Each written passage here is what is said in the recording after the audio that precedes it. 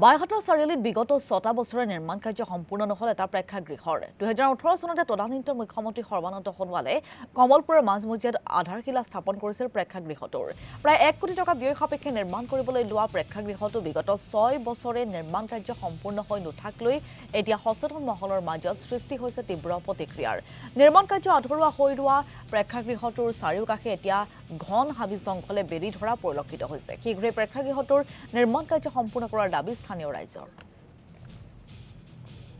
বিভিন্ন ৰাইজৰ দাবীৰ প্ৰতি সঁহাৰি জনায় তেতিয়াৰ বিধায়ক সত্যপদ কলিতা ডাঙৰীয়াই ইয়াৰ এটা প্ৰায় ১ কোটি টকাৰ এটা এষ্টিমেট বনাই ইয়াৰ এটা আনটাইড ফাণ্ডৰ দ্বাৰা ইয়াৰ এটা সাংস্কৃতিক প্ৰকল্প আৰম্ভ কৰিছিল কিন্তু আজি পৰিতাপৰ কথা আজি ২০১৮ চনৰ পৰা ২০২৪ চনলৈ আজি ৬ বছৰ কাল আজি এই